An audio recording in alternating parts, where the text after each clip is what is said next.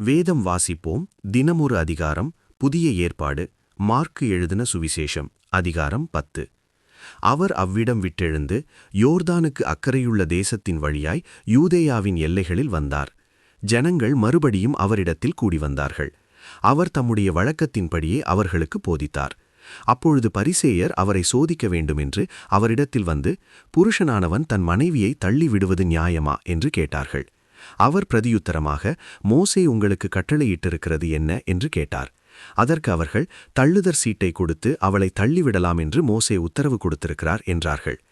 இயேசு அவர்களுக்கு பிரதியுத்தரமாக, உங்கள் இருதய கடினத்து நிமித்தம் இந்த கட்டளையை உங்களுக்கு எழுதி கொடுத்தான். ஆகிலும் ஆதியிலே மனுஷரை சிருஷ்டித்த தேவன் அவர்களை ஆணும் பெண்ணுமாக உண்டாக்கினார்.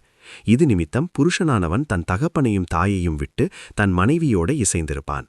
அவர்கள் இருவரும் ஒரே மாம்சமாயிருப்பார்கள். இவ்விதமாய் அவர்கள் இருவராயிராமல் ஒரே மாம்சமாயிருக்கிறார்கள். ஆகையால் தேவன் இணைத்ததை மனுஷன் பிரிக்காதிருக்க கடவன் என்றார். பின்பு வீட்டிலே அவருடைய சீஷர்கள் அந்த காரியத்தை குறித்து மறுபடியும் அவரிடத்தில் விசாரித்தார்கள். அப்பொழுது அவர், எவனாகிலும் தன் மனைவியை தள்ளிவிட்டு வேறொருத்தியை விவாகம் பண்ணினால் அவன் அவளுக்கு விரோதமாய் விபச்சாரம் செய்கிறவனாயிருப்பான். மனைவியும் தன் புருஷனை தள்ளிவிட்டு வேறொருவனை விவாகம் பண்ணினால் விபச்சாரம் செய்கிறவளாய் இருப்பாள் என்றார். அப்பொழுது சிறு பிள்ளைகளை அவர் தொடும்படிக்கு அவர்களை அவரிடத்தில் கொண்டு வந்தார்கள். கொண்டு வந்தவர்களை சீஷர்கள் அதட்டினார்கள். இயேசு அதைக் கண்டு விசனமடைந்து, சிறு பிள்ளைகள் என்னிடத்தில் வருகிறதற்கு இடம் கொடுங்கள், அவர்களை தடை பண்ணாதிருங்கள். தேவனுடைய ராஜ்யம் அப்படிப்பட்டவர்களுடையது. எவனாகிலும் சிறு பிள்ளையைப் போல் தேவனுடைய ராஜ்யத்தை ஏற்றுக்கொள்ளாவிட்டால் அவன் அதில் பிரவேசிப்பதில்லை என்று மெய்யாகவே உங்களுக்கு சொல்லுகிறேன் என்று சொல்லி அவர்களை அணைத்து கொண்டு அவர்கள் மேல் கைகளை வைத்து அவர்களை ஆசீர்வதித்தார். பின்பு அவர் புறப்பட்டு வழியிலே போகையில் ஒருவன் ஓடி வந்து அவருக்கு முன்பாக முழங்கால் படியிட்டு, நல்ல போதகரே, நித்திய ஜீவனை சுதந்தரித்துக் கொள்ளும்படி நான் என்ன செய்ய வேண்டும் என்று கேட்டான். அதற்கு இயேசு, நீ என்னை நல்லவன் என்று சொல்வானேன்? தேவன் ஒருவர் தவிர நல்லவன் ஒருவனும் இல்லையே. விபச்சாரம் செய்யாதிருப்பாயாக, கொலை செய்யாதிருப்பாயாக, களவு செய்யாதிருப்பாயாக, பொய்ச்சாட்சி சொல்லாதிருப்பாயாக, வஞ்சனை செய்யாதிருப்பாயாக, உன் தகப்பனையும் உன் தாயையும் கனம் பண்ணுவாயாக என்கிற கற்பனைகளை அறிந்திருக்கிறாயே என்றார்.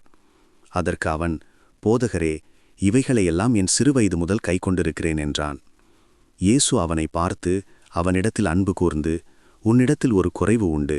நீ போய் உனக்கு உண்டானவைகளையெல்லாம் விற்று தரித்திரருக்கு கொடு, அப்பொழுது பரலோகத்திலே உனக்கு பொக்கிஷம் உண்டாயிருக்கும்.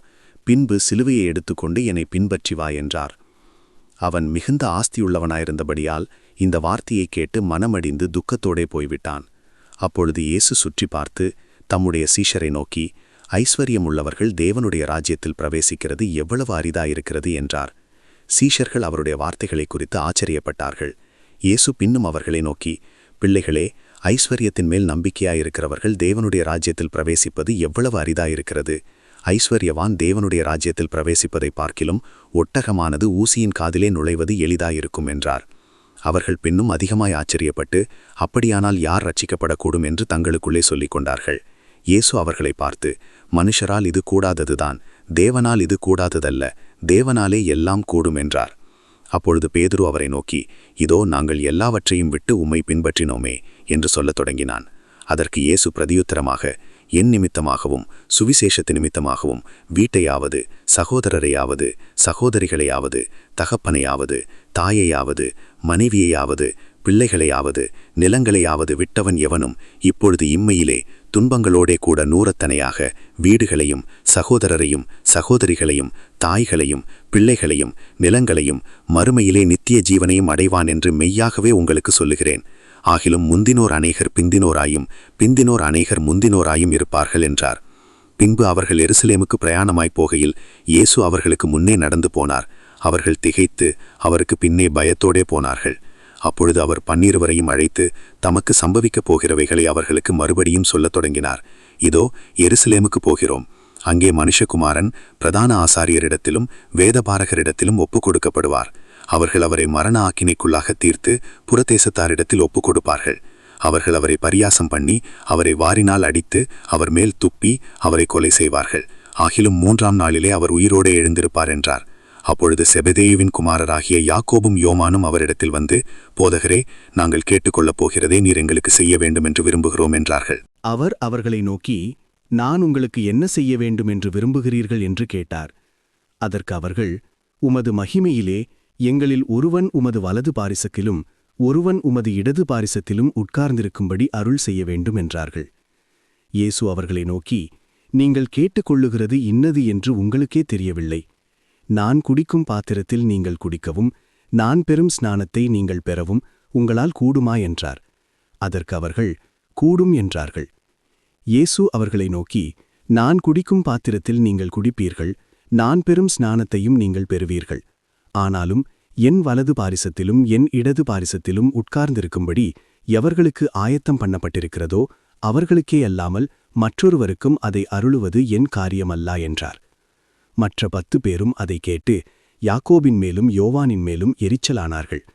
அப்பொழுது இயேசு அவர்களை கிட்ட வரச் செய்து, புறஜாதியாருக்கு அதிகாரிகளாக எண்ணப்பட்டவர்கள் அவர்களை இருமாப்பாய் ஆளுகிறார்கள் என்றும் அவர்களில் பெரியவர்கள் அவர்கள் மேல் கடினமாய் அதிகாரம் செலுத்துகிறார்கள் என்றும் நீங்கள் அறிந்திருக்கிறீர்கள். உங்களுக்குள்ளே அப்படி இருக்கலாகாது. உங்களில் எவனாகிலும் பெரியவனாயிருக்க விரும்பினால் அவன் உங்களுக்கு பணிவிடைக்காரனாயிருக்க கடவன். உங்களில் எவனாகிலும் முதன்மையானவனாயிருக்க விரும்பினால் அவன் எல்லாருக்கும் ஊழியக்காரனாயிருக்க கடவன். அப்படியே மனுஷகுமாரனும் ஊழியம் கொள்ளும்படி வராமல் ஊழியம் செய்யவும் அநேகரை மீட்கும் பொருளாக தம்முடைய ஜீவனை கொடுக்கவும் வந்தார் என்றார். பின்பு அவர்கள் எரிகோவுக்கு வந்தார்கள்.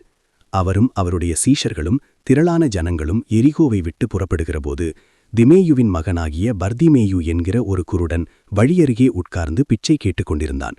அவன் நசரேயனாகிய இயேசு வருகிறார் என்று கேள்விப்பட்டு, இயேசுவே, தாவீதின் குமாரனே, எனக்கு இரங்கும் என்று கூப்பிடத் தொடங்கினான். அவன் பேசாதிருக்கும்படி அநேகர் அவனை அதட்டினார்கள். அவனோ, தாவீதின் குமாரனே, எனக்கு இரங்கும் என்று முன்னிலும் அதிகமாய் கூப்பிட்டான். இயேசு நின்று அவனை அழைத்து வரச் சொன்னார்.